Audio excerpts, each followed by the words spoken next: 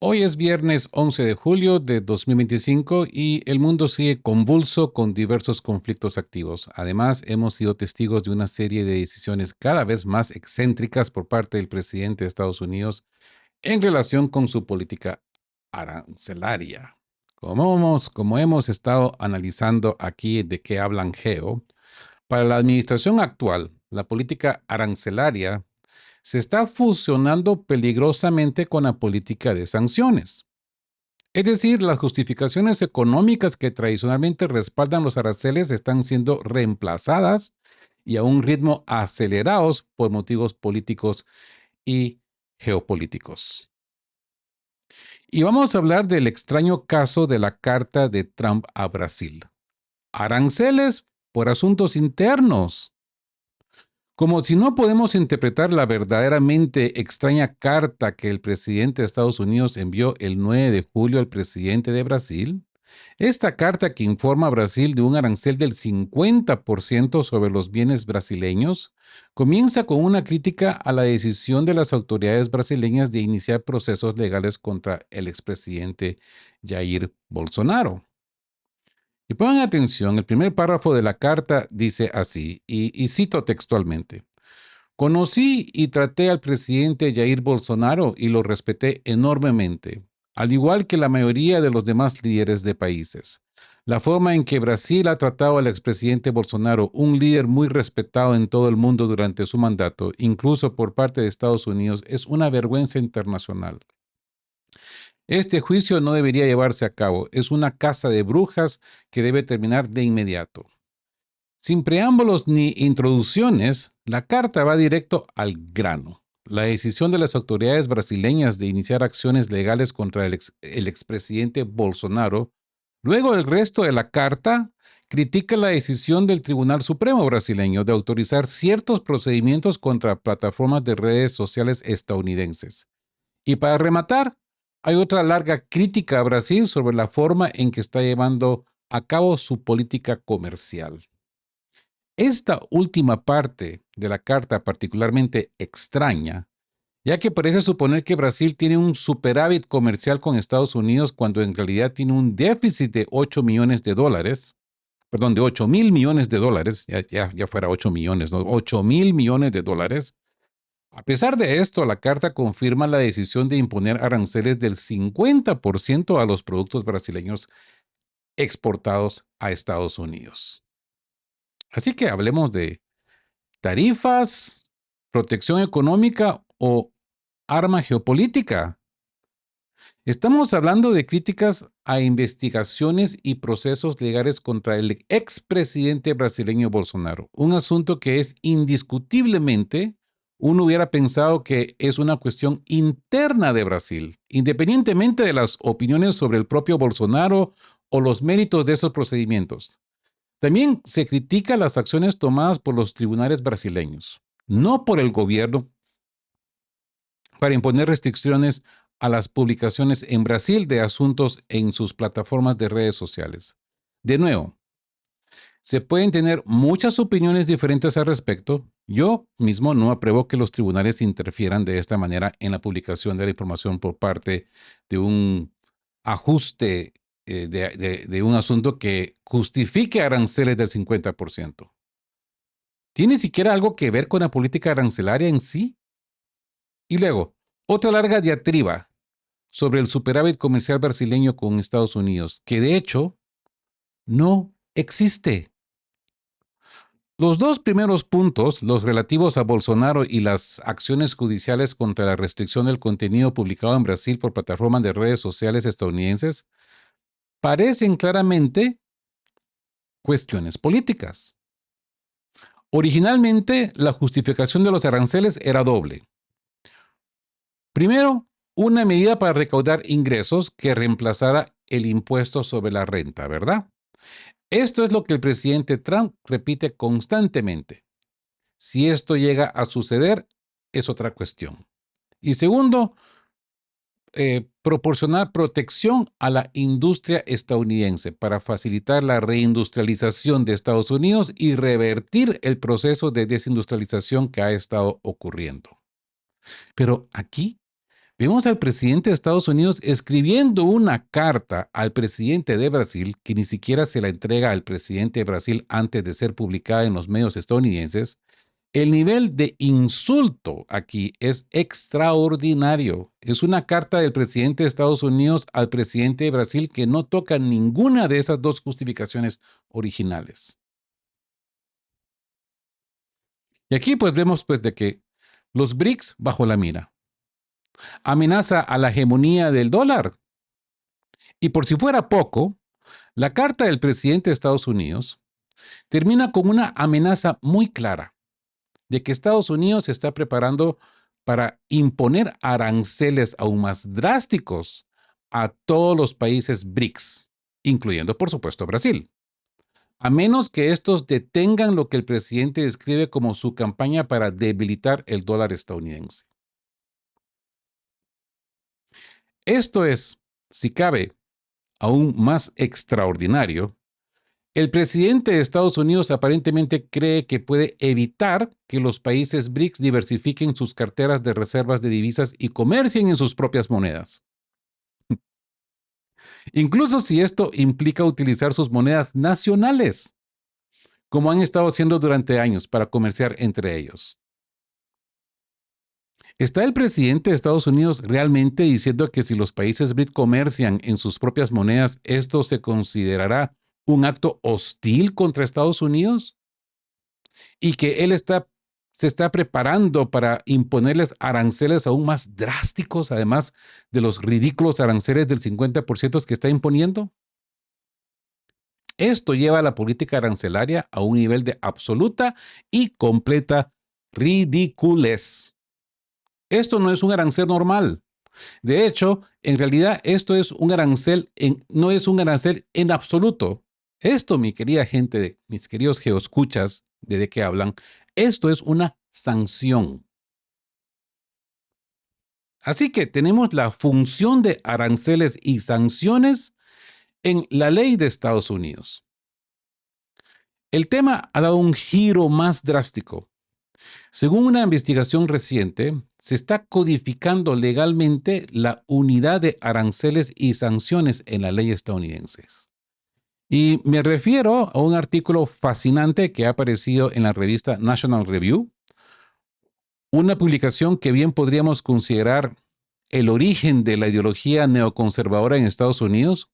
Este artículo describe la evolución de un proyecto de ley de sanciones de proporciones aplastantes, que está siendo preparado en el Congreso por los senadores Lindsey Graham y Richard Blumenthal. Y el título del artículo lo dice todo. El Senado podría entregar al presidente Trump una nueva bazooka arancelaria.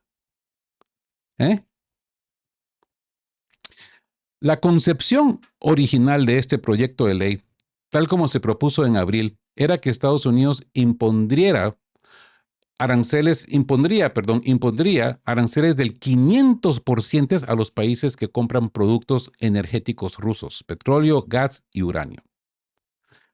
A propósito, un dato curioso, uno de los principales compradores de uranio ruso es Estados Unidos.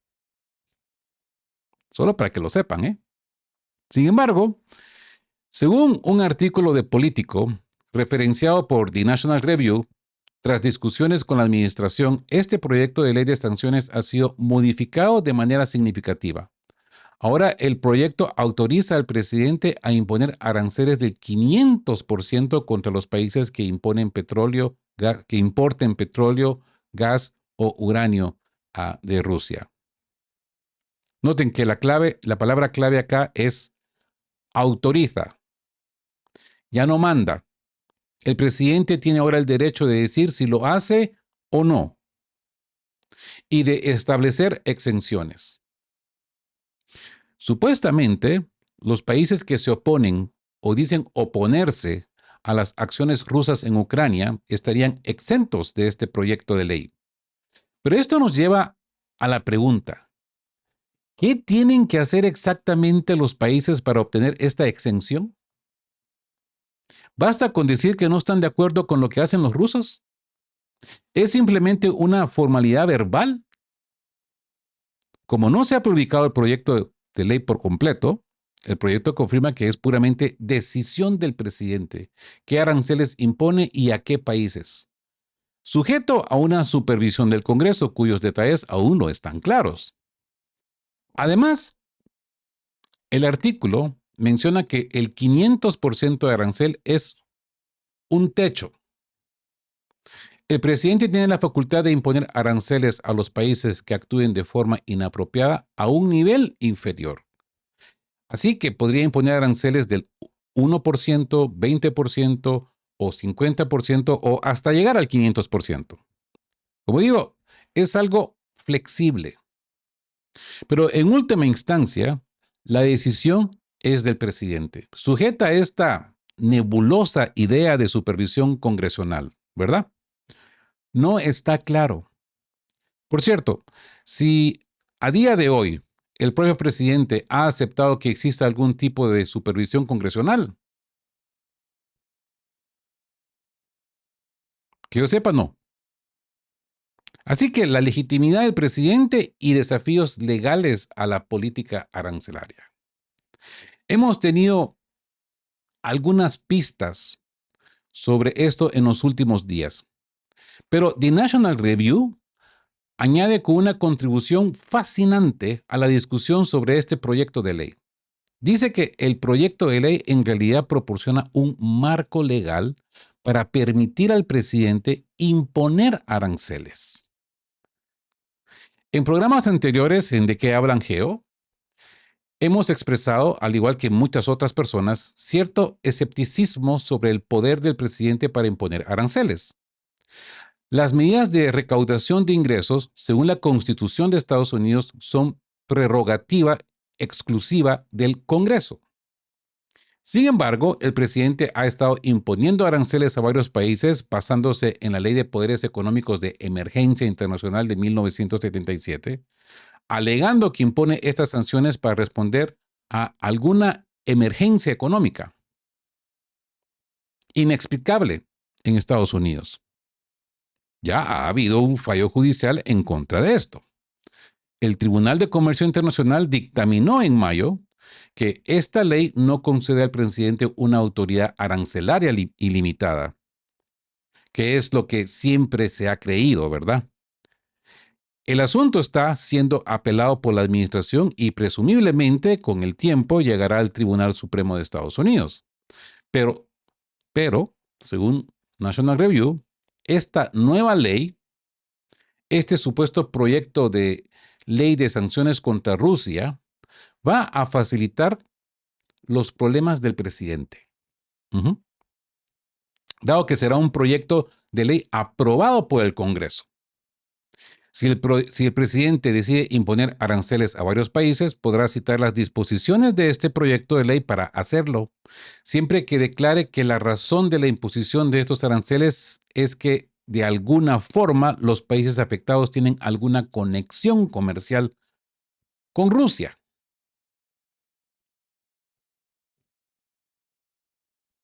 Así, lo que comenzó como un proyecto de ley de sanciones, ahora se nos dice que está evolucionando hacia un proyecto de ley destinado a permitir que el presidente eluda al Congreso e imponga aranceles de una manera que ya no pueda ser impugnada en los tribunales. ¿Mm?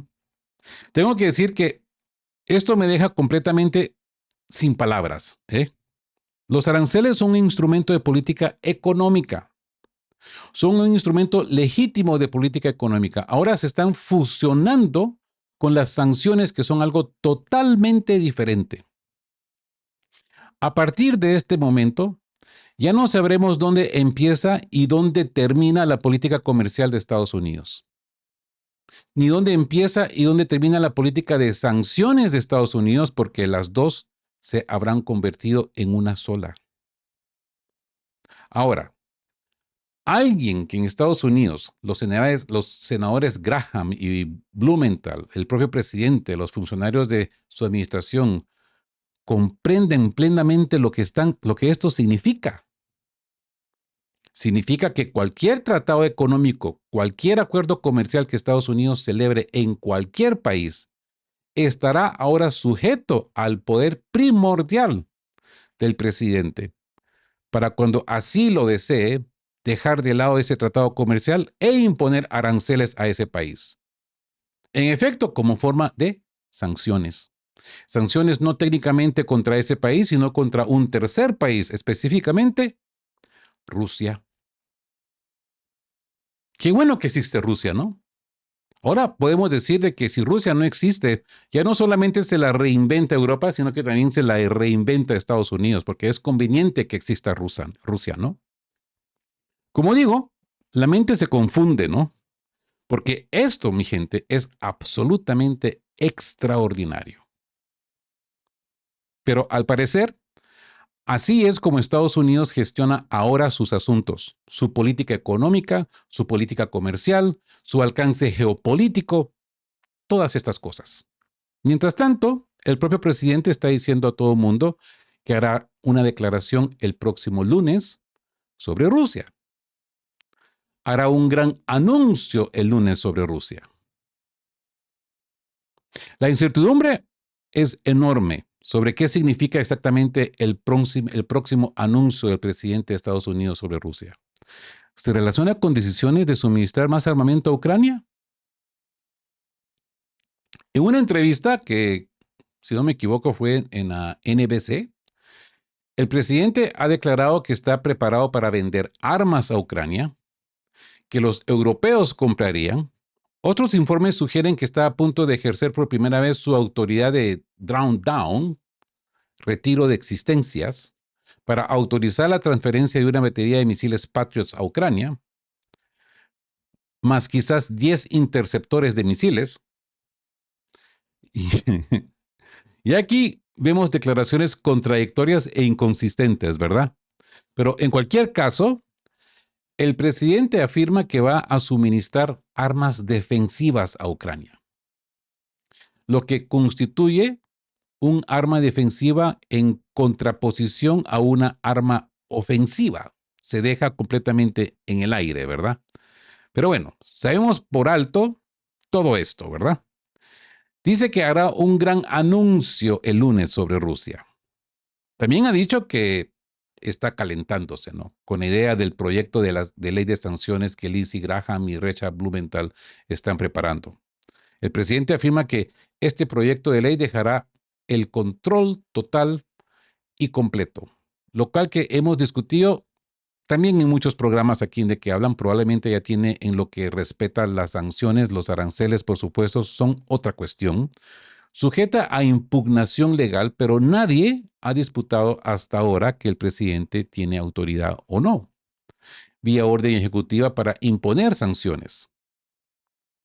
Así pues, el presidente quizás esté insinuando de que este gran anuncio de lunes podría ser una de esas cosas, o sanciones, o aranceles, o el apoyo al nuevo proyecto de ley de sanciones de Graham y Blumenthal, o quizás podría ser un anuncio de más entregas de armas a Ucrania, o quizás ambas cosas.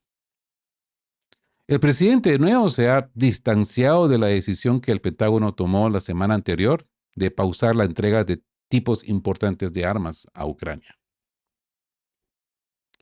Y ahora hablemos un poco sobre la reunión de Rubio y Lavrov. ¿Señal de desacuerdo o de progreso? Mientras tanto, el ministro de Asuntos Exteriores ruso Sergei Lavrov tuvo una reunión en Kuala Lumpur, al margen de la cumbre de ASEAN, con el secretario de Estados Unidos Marco Rubio, y esta reunión, en completa contradicción con el ambiente que emana ahora el propio presidente y de la administración, parece, al menos en la superficie, haber ido razonablemente bien. Y digo esto porque Estados Unidos, tal como está ahora, básicamente ha dejado de proporcionarnos informes regulares. No hay ningún comunicado en la página web del Departamento de Estado hasta el momento de grabar este programa sobre la discusión entre Rubio y Lavrov. No hay. Sin embargo, sí hay un comunicado en la página web del Ministerio de Asuntos Exteriores ruso. Y se los leo. Y dice, cito, el 10 de julio, el ministro de Asuntos Exteriores, Sergei Lavrov, mantuvo una reunión con el secretario de Estado de Estados Unidos, Marco Rubio, al margen de los eventos ministrales anuales de la ASEAN en Kuala Lumpur, como seguimiento de los acuerdos alcanzados por los presidentes de Rusia y Estados Unidos, incluyendo durante su última conversación telefónica el 3 de julio.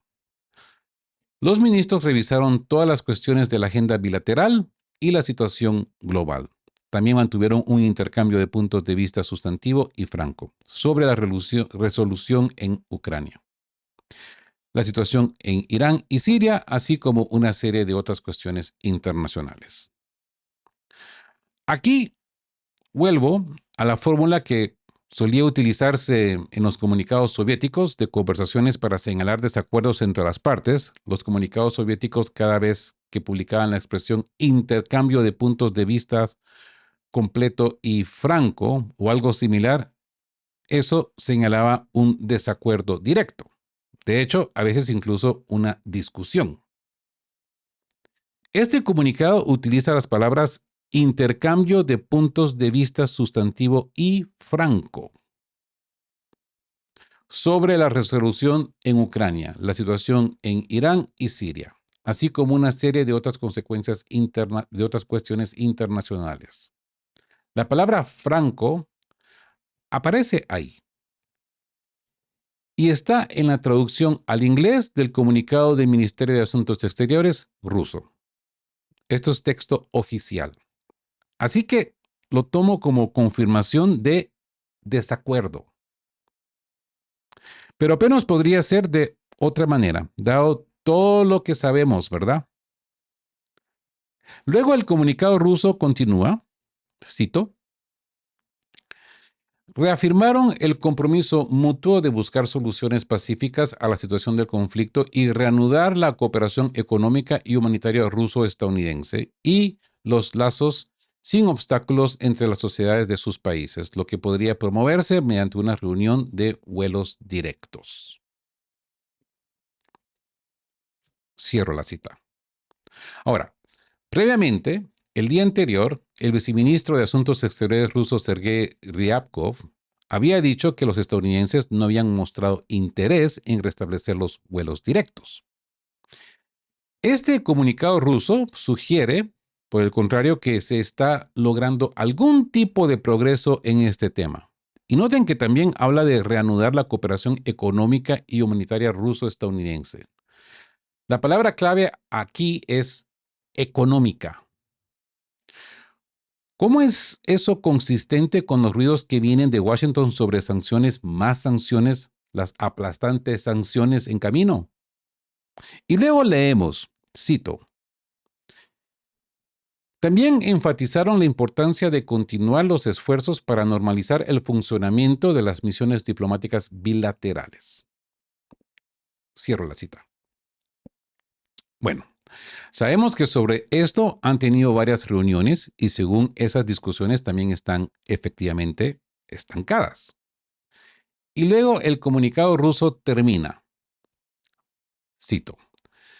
Se acordó continuar con un diálogo constructivo sobre un número creciente de temas de interés mutuo basado en el respeto mutuo entre las oficinas de política exterior de Rusia y de Estados Unidos. Cierro la cita.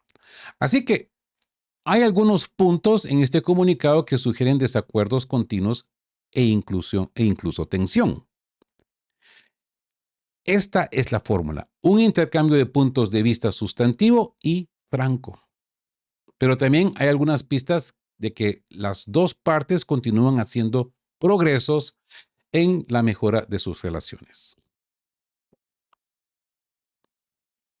Ahora bien, pasemos a otro tema, y es el tema del Tratado START y la carrera armamentista nuclear. El propio Lavrov ha estado hablando, todavía no tengo el momento de grabar este programa, una transcripción real del Ministerio de Asuntos Exteriores ruso de sus palabras, que aparentemente fueron dichas a los medios, pero los he extraído de TASS. Y este es un resumen de TASS Noticias de las cosas que Lavrov y Rubio discutieron. El futuro del nuevo tratado START no se discutió en la reunión de Kuala Lumpur. Y esto es importante porque, como dije en mi programa anterior, el tratado de START, el único tratado de control de armas existente en el mundo que limita la expansión de los arsenales nucleares, ahora pende de un hilo. Si no se renueva, creo que antes de este año, entonces expirará y correremos el grave riesgo en ese caso de que comience a desarrollarse una carrera armamentista nuclear entre Rusia y Estados Unidos, que por supuesto ya se encuentra en una posición difícil a medida que China también avanza para construir sus propias capacidades nucleares. Así que tenemos negociaciones sin alto al fuego y un nuevo enfoque de Estados Unidos. Hay algo que sí me llamó la atención al leer las palabras de Rubio. La palabra alto al fuego no aparece en ninguna parte. Parece que no hubo mención alguna de un alto al fuego. En cambio, se habla de un plan, una hoja de ruta hacia algún tipo de acuerdo de paz. Podría ser que los estadounidenses, o al menos alguien en Estados Unidos, no estoy diciendo que sea Trump necesariamente, haya llegado a la conclusión de que intenta que los rusos acepten un alto al fuego incondicional es una tarea inútil, pero que sí sea posible que estadounidenses y rusos trabajen directamente en la elaboración de algún tipo de hoja de ruta. Eso no es imposible, ¿eh? No quiero darle demasiado peso a nada de esto, pero para ser franco, no estoy seguro de que se acordara o discutiera algo sustantivo en absoluto. Simplemente me parece que lo que Rubio está diciendo es que rusos y estadounidenses, pese a lo que pase la próxima semana, van a seguir hablando entre sí. El periodo bajo Biden, cuando no hablaban, ahora se está dejando de lado y van a seguir conversando. Y quizás el tema de Ucrania sea de alguna manera relegado en un segundo plano. Trump obtendrá su proyecto de ley de sanciones que le permitirá imponer sus aranceles, enviará algunas entregas mínimas de armas a Ucrania y, sin embargo, podrán tener algún tipo de conversaciones entre rusos y estadounidenses, incluso mientras el tema de Ucrania es apartado. Quizás eso es lo que está sucediendo. Puede ser. Es la construcción que se me ha venido en este momento. Y bueno, ¿cortina de humo o una nueva realidad? La perspectiva de Medvedev y McGovern. Quizás lo descubramos la próxima semana. Existe la otra posibilidad de que todo esto sea una cortina de humo. Vimos que las negociaciones entre Irán y Estados Unidos, que en algunos aspectos no eran tan diferentes de las que tienen lugar en Rusia, entre Rusia y Estados Unidos, no terminaron en ningún resultado. En cambio, Estados Unidos e Israel atacaron a Irán durante esas mismas negociaciones. Así que, como dije, a partir de este momento es imposible sacar conclusiones sobre lo que realmente está sucediendo. Es interesante que Lavrov y Rubio sí parecen haber establecido algún tipo de entendimiento y respeto mutuo. Está claro que todavía no discrepan. No hay ninguna pista aquí de que los rusos hayan cambiado su posición de alguna manera. Quizás los estadounidenses discutieron trabajar en una hoja de ruta hacia la paz en Ucrania con los rusos, separadamente de la cuestión de un alto al fuego. Uno puede plantear cualquier posibilidad que desee, simplemente tendremos que esperar y ver. Ahora, Ray McGovern, a quien, como he dicho muchas veces, fue durante muchos años uno de los principales analistas, si no el principal analista dentro de la comunidad de inteligencia de Estados Unidos y en asuntos soviéticos y rusos. De hecho, uno de los miembros clave, que creo que es uno de los miembros incluso fundadores del BRICS, ha comentado que según su interpretación de esta discusión, es cierto que los estadounidenses y los rusos siguen trabajando para explorar algún tipo de desarrollo en sus relaciones y han acordado entre ellos tratar de encontrar alguna forma de dejar a un lado la cuestión de Ucrania. En ese caso, todos los ruidos que vienen de Washington, las decisiones, el apoyo al proyecto de ley de sanciones, las nuevas y poco impresionantes entregas de armas a Ucrania, todo eso podría ser una cortina de humo. Y bueno, Ray McGovern podría tener toda la razón y tendría todo el sentido del mundo con todo lo que hemos leído. Pero con esta administración, uno tiene que preguntarse, y esta es mi opinión personal, que es igual de posible y plausible que sea lo contrario. Que esta reunión en Kuala Lumpur sea una cortina de humo y que de hecho las sanciones y el compromiso con más entregas de armas sean lo que realmente viene ahora. Quizás he dedicado demasiado tiempo a la discusión de esta reunión. Quizás resulta ser de que una reunión importante o quizás ni siquiera sea importante para nada. La verdad que simplemente pues no se sabe.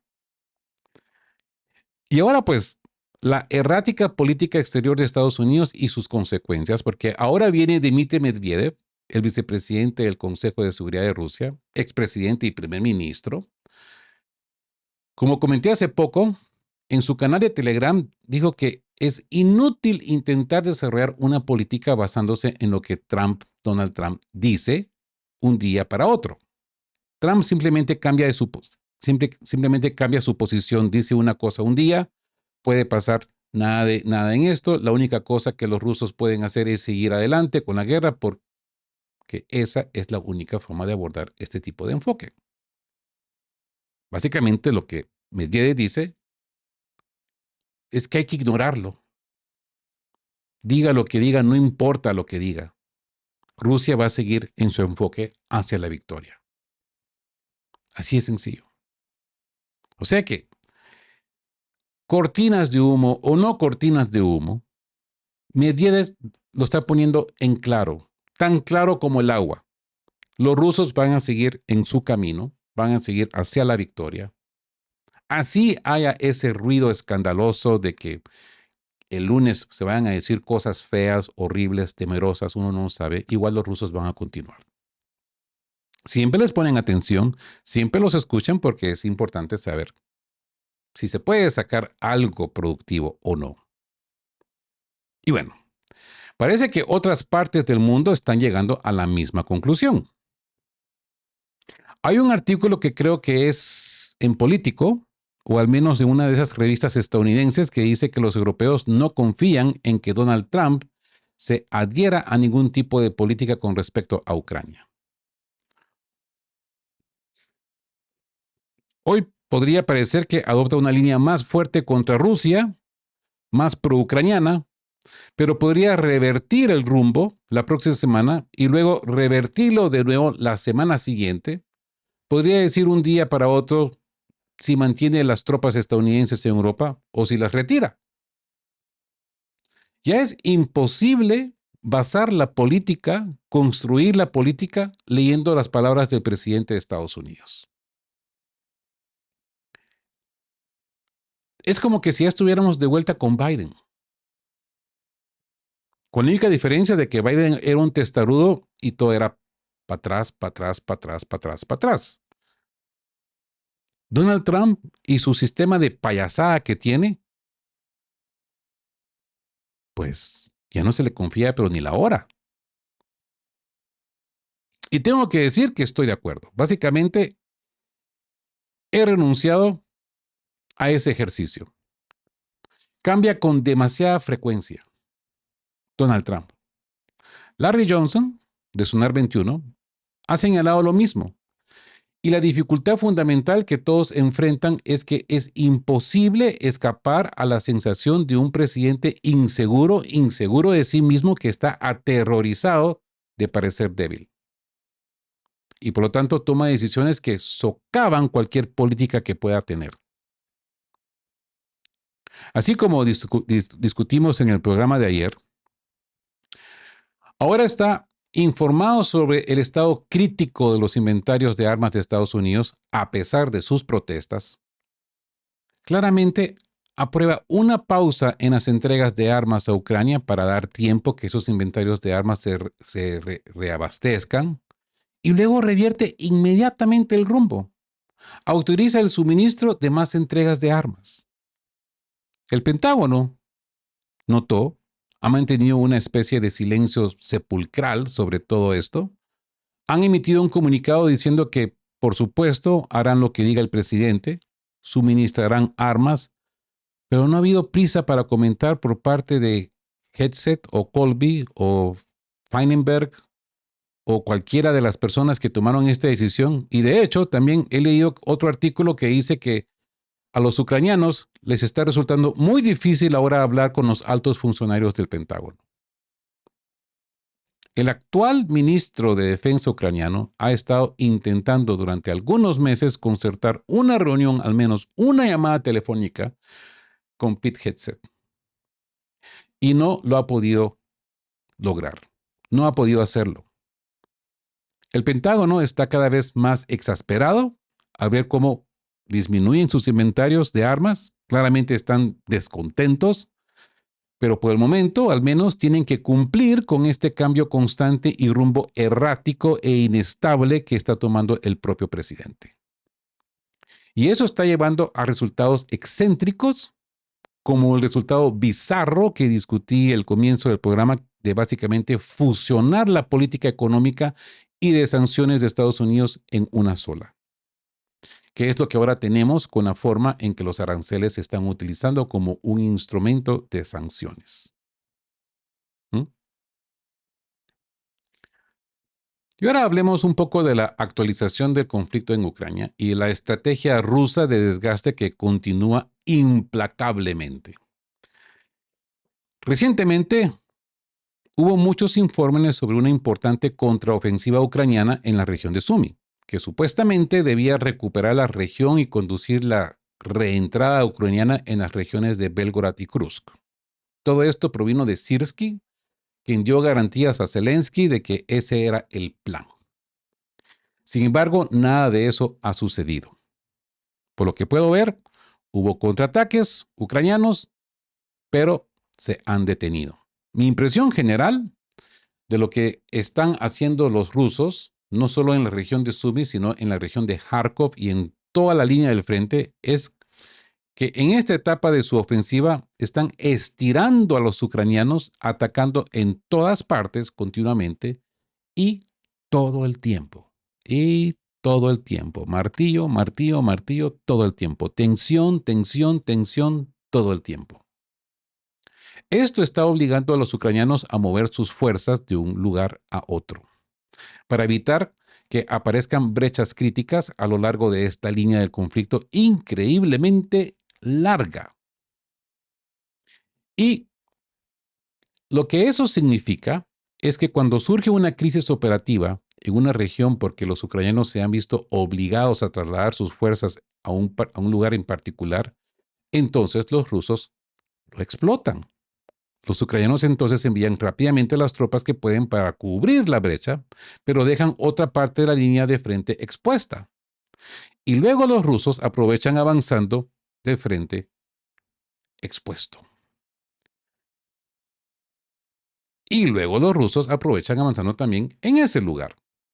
Como resultado, las líneas ucranianas han estado estiradas y sobrecargadas todo el tiempo. Y el plan de los rusos es continuar con este enfoque hasta que, como dije, las fuerzas ucranianas comiencen a flaquear y veamos un colapso. ¿Se acuerdan el ejemplo que les di, la metáfora de la cáscara de huevo? Le generan tanta tensión hasta que el mismo huevo implosiona.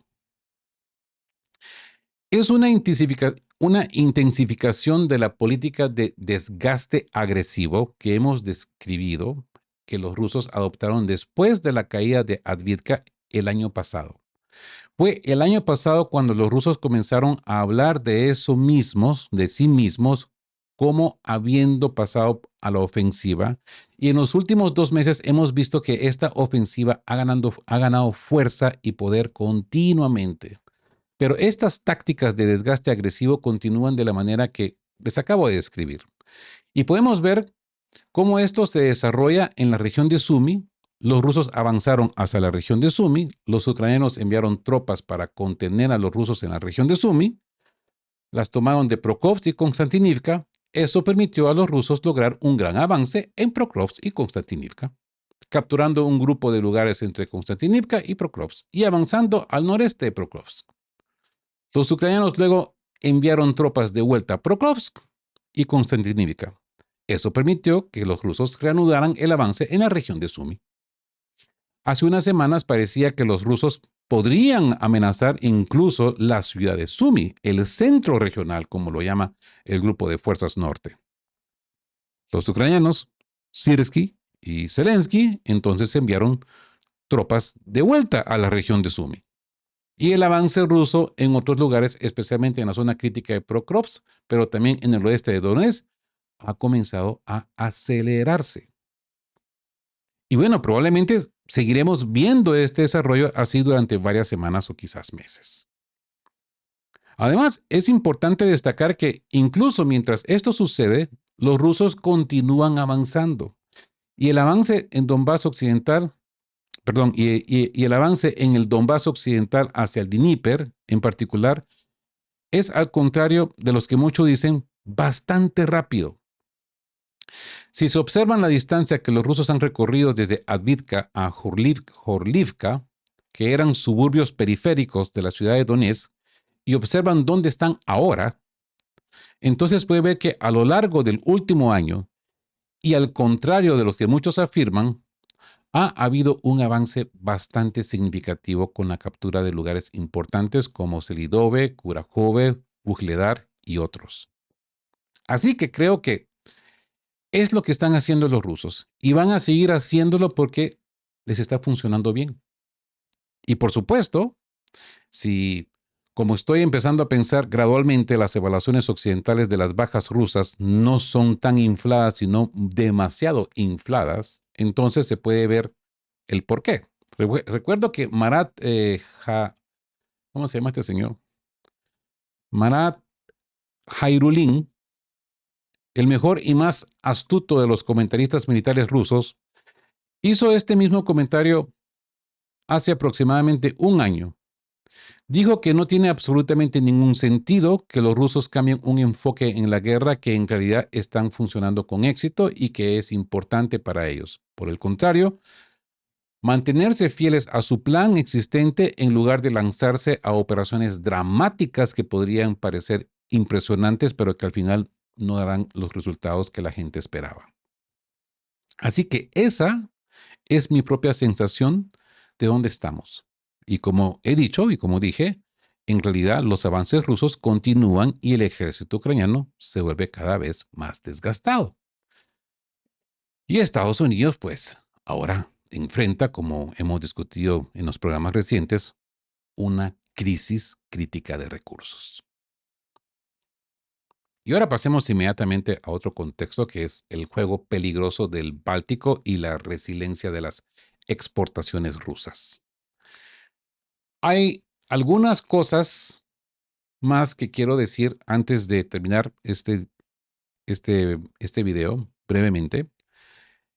Hay algunas sugerencias de que una de las cosas que los europeos podrían estar pensando en hacer es intentar imponer algún tipo de bloqueo a los rusos en el mar Báltico. Como comenté en un programa que hice hace aproximadamente una semana, la Armada rusa está comenzando a escoltar barcos mercantes rusos. O al menos barcos mercantes que anclan en puertos rusos a través del Báltico. Esto está sucediendo visiblemente y lo más probable es que ocurra cada vez más. Si va a haber un bloqueo naval, Occidente realmente tendrá que enredarse con buques de guerra rusos en alta mar. Y ese es un juego increíblemente peligroso. Analizando el patrón de las exportaciones rusas, he estado investigando dónde se encuentran los principales puertos para las exportaciones de petróleo ruso. Y de hecho, el mayor grupo de terminales petroleras rusas se encuentran en la zona del Báltico. Alrededor de 15 terminales petroleras en total, Pero hay un número casi igual de terminales petroleras alrededor del Mar Negro y no existe ningún mecanismo, que yo sepa, para interrumpir ese tráfico. No hay marinas occidentales que puedan interferir con el transporte marítimo ruso en el Mar Negro. Es inconcebible que Erdogan intente hacer eso y no me puedo imaginar que cierre los estrechos, tampoco los de Dardanelos, así que el petróleo ruso podría seguir exportándose a través de Dardanelos, a través del Mar Negro y el Mediterráneo Oriental, y a través del Canal de Suez. Y por supuesto está controlado por Egipto, un país amigo de Rusia y ahora miembro de los BRICS. Los rusos también tienen 2 terminales petroleras importantes en el Ártico y 8 en el Lejano Oriente. Así que si el Báltico fuera completamente cerrado al tráfico marítimo ruso, una parte significativa de las exportaciones rusas se vería afectada. Estimo que alrededor de una cuarta parte de las entregas de petróleo pasan actualmente por el Báltico, quizás un poco más. Pero ciertamente hay otras rutas a través de las cuales el petróleo podría exportarse. Y aunque obviamente se necesitaría trabajar para expandir las terminales en el Lejano Oriente, en el Mar Negro y posiblemente incluso en el Ártico, no tengo ni duda de que se puede hacer, y construir terminales petroleras no es una tarea industrial y de construcción tan enormemente compleja como algunos piensan. Y por supuesto, mientras tanto, si el Báltico fuera realmente cerrado, el transporte marítimo ruso, lo cual no creo que vaya a suceder, el efecto inevitable sería un aumento en el precio del petróleo. Ya sabemos quién tiene alergia a la subida de precio de petróleo. Solo lo comento. Está por verse, ¿no? Está por verse. Y así que tenemos el juego de la culpa y la escalada encubierta. Así que creo que ahí es donde estamos con este conflicto. Una enorme incertidumbre y confusión por parte del presidente de Estados Unidos. Es muy difícil determinar qué hará exactamente Donald Trump. Noto que el portavoz del Departamento de Estado dice una vez más que la decisión recae enteramente en el presidente, lo cual es una forma de hablar interesante, ¿no? En cierto modo, lo halaga porque hace parecer que él es el principal tomador de decisiones, pero si algo sale mal, también en cierto modo le atribuye la culpa de antemano.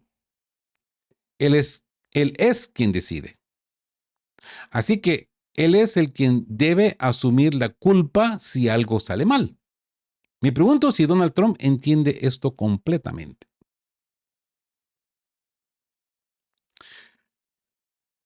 Por cierto, en mi programa de ayer, si se recuerdan, dije que parecía que los rusos estaban comenzando a tomar represalias contra oficiales de inteligencia ucranianos involucrados en la guerra secreta contra Rusia. Mencioné el asesinato del teniente coronel Benovich,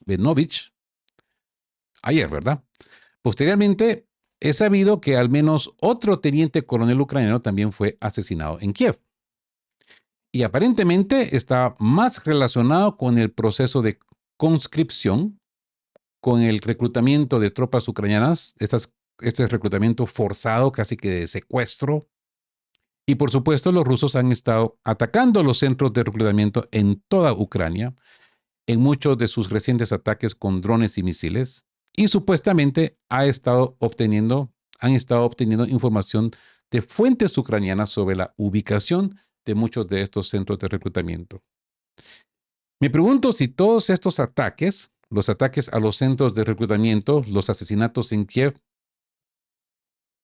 quizás podrían estar conectados. Tengo que decir que cada vez me parece más que los rusos están tomando represalias, que están respondiendo a la guerra de sabotaje y asesinato que los ucranianos han estado liberando dentro de la propia Rusia. Sospecho que esto va a escalar en las próximas semanas y meses. Ahora que parece que se ha tomado esa decisión, como dije en mi programa ayer, todo lo que queda por verse es si las represalias rusas comienzan a afectar a personas más arriba en la cadena del mando político en la propia Ucrania. De antemano les digo que condeno cualquier eh, ataque nocivo a cualquier ser humano, pero esto es algo que, como lo expliqué ayer, los ucranianos empezaron con esto y pues